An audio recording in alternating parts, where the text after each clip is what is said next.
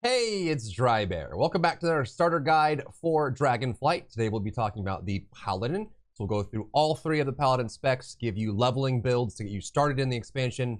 You're looking for an overall view on what happened in Dragonflight, what changed with each class. I have a meta-analysis linked down below in the description, as well as another video going over what class you should pick based on your preferences, not necessarily just what's going to be the best or what's the coolest. These guys are meant to be a starting point for people that are switching over to a new main or maybe coming back to the game after a long period of time. If you have any questions or comments for me, feel free to drop on my stream. I'm live every day on twitch.tv/Drybear. Come say hi. We'll start things off with a general overview of the class for anyone who hasn't really played it before. We'll cover the left side of the talent tree. If you don't know, in Dragonflight, there are two different talent trees that you'll be putting points into, each with their own point allocation. The left tree is your class tree, which all specs will have access to. It's your core talents. And the right tree is spec specific. So whatever spec you're using, it will have a different tree on the right. So let's go over the general usage of Paladin, what they all have, and some of the things in the tree that you need to be aware of. Paladins are a plate-wearing holy magic user. They are relatively slow, though they do have one option for movement, and that's going to be Divine Steed. I can't imagine any build that doesn't have Divine Steed in it.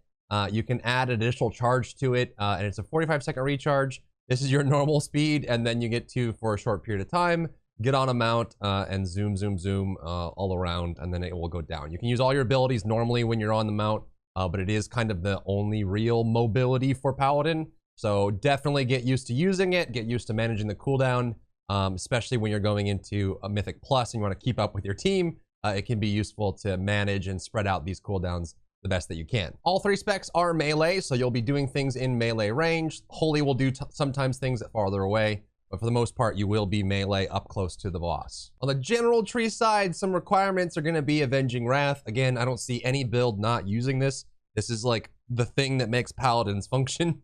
So Avenging Wrath is crucial. You'll definitely want Hammer of Wrath, especially for leveling for all specs, and your Interrupt is here. Some other cool things to pick up. I think Holy Avenger is going to be great for leveling. You have a passive meter called Holy Power. As you build up Holy Power, you can then spend Holy Power on Holy Power spending abilities, depending on the spec you're in. And this just triples your Holy Power generation. So if something would normally give you 1 out of your 5 Holy Power, it'll instead give you 3. Allows you to spend for 20 seconds very aggressively, build up your Holy Power, and spend it. And since you're just leveling, you'll want to pick up Blessing of Protection. Super good. This is usually avoided for tanks because they drop aggro when they do it. But you can avoid physical damage by bopping yourself when you're in trouble. Super useful. You also get some damage bonuses here. Hollowed Ground will increase your Consecration. Consecration isn't the strongest ability in the game, but it is useful, and you can have it up 100% of the time. It's got 100% uptime. Just put it down. It'll tick damage when you're pulling big, especially with Prot and Holy. You'll be able to just get tons of AoE damage on top of everything else, which is really nice. And you'll probably want Auras of the Resolute as well.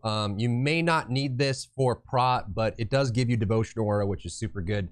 Just gives you a nice damage reduction. It's not crazy big, but I think in general, most of the talents that are in the class tree, this is probably one of my least favorite class trees overall. It does have some nice options for Ret, so we'll get to that when we talk about Ret, but in general, you just want to pick up your good blessings, get your Divine Seed, make sure you have Avenging Wrath, and you have some nice passives that'll help you level for the most part. Now let's talk about the leveling builds for each of the specs and give some general tips for leveling each of them. So you'll probably have the fastest leveling experience with Ret. They have some nice AoE, big burst options. You just get a bunch of mobs together, burn them all down.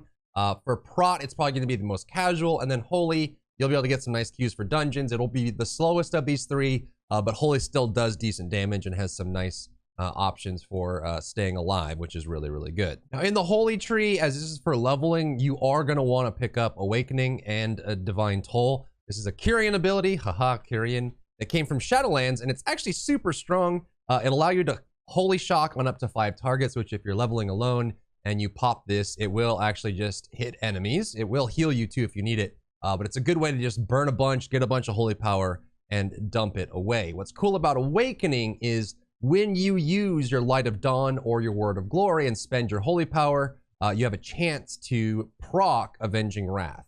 And you can extend this again with Hammer of Wrath and Judgment. Super cool, nice synergy there. and you can keep things moving. Like I said, it's not going to clear as fast as Ret, it's not going to clear as fast as Prot, but it will be very consistent, and you're not really in any danger of dying if you level as Holy. And that's really what your Holy Power is going to be spent on. You can use it on Shield of the Righteous for extra damage, and it gives you a little bit of armor, which is nice. It's good for AoE, but you getting the Avenging Wrath procs is also going to be good. You can also run Unending Light, which will give you a chance to increase the healing of your Word of Glory up to 45%. This will honestly full heal you most of the time. Bestow Faith is an extra GCD, whereas this is a passive, but it is nice to be able to pop Bestow Faith on yourself and then later get a heal coming out of that. The other thing to keep in mind when you're playing Holy while leveling is make sure you use Beacon of Faith on yourself.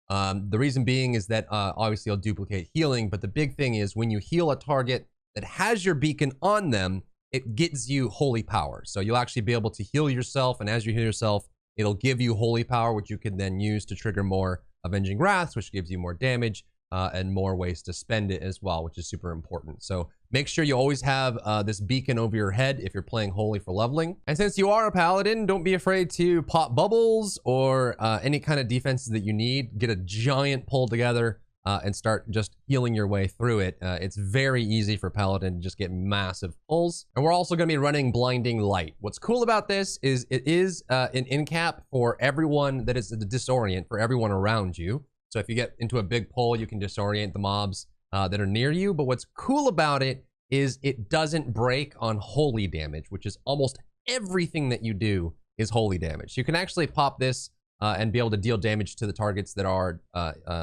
blinded while they're whirling around and figuring out what's going on. So it gives you a nice little way to disorient the enemies, stack them together. If you need to, you can throw out your Hammer of Justice on single target and really boost it up. Then as you level and get more points closer to 70, you want to start unlocking things like Crusader's Might. It gives you, when you use your Crusader Strike, it makes your Holy Shot come back faster. Super cool. And then you also want to go towards Sanctified Wrath, which is a nice cooldown upgrade for Avenging Wrath, which is super cool.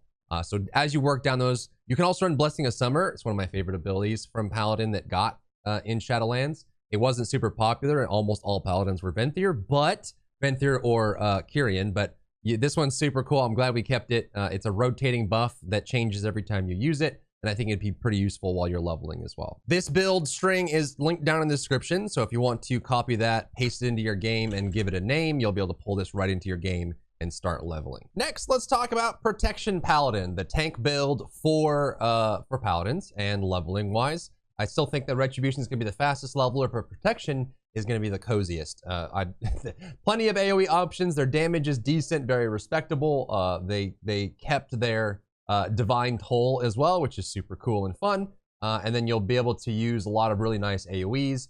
I'm a little sad that Blessed Hammer is back. I never really liked this ability. It replaces your Crusader Strike, but it does give you the ability to stack hammers. I did play Hammered it in Diablo 2, so super fun. I just never really been a big fan of this ability. But let's go over the build, which will be available down below. So if you want to grab this leveling build, you can, and paste it in here, give it a name, and you're good to go. And one of the cool things about leveling with Prot is you're going to be super tanky. Not only do you normally still have your bubbles and protections and things like that that Paladin normally does, you're also going to have a whole bunch of really cool AoEs. So when you have Eye of Tyr up, or Divine Toll, or especially Avenging Wrath, just pull everything in sight. What's cool about Divine Toll for Prot is that rather than throwing Judgment, it throws Avenger's Shield, which looks like this, and it's super cool. And you know Avenger's Shield bounces, so when you throw that out, it'll bounce, but then each one of the shields will pulse. You'll get a bunch of damage out of that. At level 60, I would probably recommend just pulling Bulwark off here and getting Divine Toll, because it is worth picking up. And then you'll want to run Eye of Tyr as well. If you need self-healing, Shining Light's super useful for this. Every time you use your Holy Spender of Shield of the Righteous, for every 3 that you do, you'll get a free Word of Glory, which is a great single target heal. Super easy to keep yourself up on that. And then when all your cooldowns are down and you just have mobs, you're just going to be running with your Blessed Hammer, stacking this up in AoE. When you have the Holy Power that you need, just dump it on Shield of the Righteous. Throw out your Avenger's Shield for pulsing. If you have Divine Toll available, just pump it. And that's it. I mean, it's super easy. You can use Guardian if you need to. Avenging Wrath will keep you going and give you great options for Hammer of Wrath as well. I do recommend going all the way down to Sanctified Wrath at level 60 for proc, because it does benefit you. It's nice to have that extra holy power, which gives you even more AoE damage. And that's it. It's quite simple, straightforward. The complexity for prot is usually just managing your cooldowns, using your blessings, having the right auras. You can use the Mount aura, the Crusader aura, to move faster when you're in when you're out of combat and get yourself moving along. But the big thing is, just like every Paladin spec, make sure you have Consecrate on the ground. Use all your blessed hammer stacks. When you have holy power, you don't need to heal yourself. Use Shield of the Righteous. Throw out your hammers, and then when you have all your cooldowns, just start pumping them. Throw them all out. Boom, boom, boom. Keep your Consecrate down, and that's it. It's very straightforward. Prot is probably one of the easiest levelers in the game. You just kind of pull everything, kill everything, and march forward, which is pretty fun. And lastly, let's talk about Ret. This is what I'll be leveling my Paladin as. It's super fast, a lot of cool damage, and there's more AoE options than there used to be, which is really cool. So for the tree, this is what I recommend picking up. There's some variations in here. The first thing you do when you get 1 point is to pick up Divine Toll here. I think that Final Reckoning is actually going to be better to pick up right away at level 60. It's a nice big burst of damage. It's good for big pulls. But move towards Divine Toll and then Divine Resonance as you get more talent points available. On the far side here in the class tree, it is worth getting Seal of Order and of Dusk and Dawn. You're going to be swapping back and forth on these with Holy Power pretty often, because you have great ways to generate Holy Power, right? So you'll be able to pick that up pretty easily, and then you'll just get some nice buffs as you switch back and forth from 5 Holy Power. The next thing is Wake of Ashes becomes the Radiant Decree here, and the big difference is this one has more upfront damage to the first target and then reduced damage on secondary targets. We don't want that for leveling, so we're going to pick up Radiant Decree, which has no damage reduction for multiple targets, which is really cool. So you want to pick up Radiant Decree. Great way to get big bursts of AoE combined with your Final Reckoning for super AoE damage while you're leveling. You know, nice big burst. You're still going to have Divine Storm, which is really nice. So get up that holy power, spend on Divine Storm. If you need to, you can heal yourself up with others. But you're going to want the passives here that you'll pick up from the right side of the tree. Blade of Justice, super good, and it's a very straightforward rotation. Since you'll be alone and you'll be using Judgment for damage, you can also use your Taunt for pulling, just to be aware of that. Your Hand of Reckoning. So this is something that if you're far away and you really need it, you can pop the Taunt to bring things in. It's something that I struggle with on my Paladin, is like throw the Judgment to pull, and then it's on cooldown for 10 seconds, and I don't have a proc, I have to run up and do it, or I don't want to use a stack of Divine Steed to get closer. Just remember that you do have things like Taunt. When you're playing by yourself, the Taunt doesn't really do anything negative, so you just use the Taunt, bring them in, stack up the mobs, and start AoEing them down. Another cool ability we're getting is Exorcism. This one's super fun, and it's going to be really useful for leveling. Another reason why I'm going to be leveling my Paladin Retribution. But if you put down the Consecrate in an area, and then you use your Exorcism on the target, it will deal damage and then apply a dot. But if they're in Consecrate, it'll apply the dot to all of the targets up to 7 that are around. So you want to, when you get a big pull, you want to pull everything in. You can go ahead and dump your Radiant Decree / Wake of Ashes. Make sure you have your Consecrate down. Throw out your Exorcism for big dot spread. If you have your Final Reckoning available, you can pop that down as well. Get a big burst of damage. If you're, 62 or higher, you can get Divine Toll. Spread that around as well, and then you're just kind of going through your normal rotation. When you have it available, make sure you're using a Blade of Justice on cooldown. You want to be using your Templar's Verdict as your Holy Power spender if it's single target, and if it's AoE, you want to be using your Divine Storm, which is just super strong. It's very easy to do that. Make sure you keep your stacks up, and that's it. It's super easy, super casual. You can get into some bad spots for sure. You're a little cooldown dependent, so keep that in mind, but just look at the numbers fly, man. Put them down, throw out the Exorcism, get them together. It's a very easy, straightforward build. Hammer of Wrath is available for you. Make sure you're using that if it's available, and you can get a nice execute on them, or if you have Avenging Wrath up, which is really cool. We're still going to be running Blinding Light, so if you need to, you can pop this. And sorry, my keybinds are all broken because I'm redoing things. You throw out the Blinding Light. Remember, Holy Light doesn't, or Holy Damage doesn't break this. So it's a great way to build things up as you're setting up for nice AoEs. If you need to, you still have your damage reduction. You still have your bubbles. You can still use, another great thing to talk about is this here. You can choose between these two for defense. I'm used to healing hands. just because it's nice for leveling. This makes your lay on hands have a reduced cooldown. It's a big cooldown normally. You can use it on yourself, and it makes Word of Glory healing crazy, which means that when you get those big opportunities to use Holy Power on your Word of Glory, they're absolutely massive. They can top you up very easily.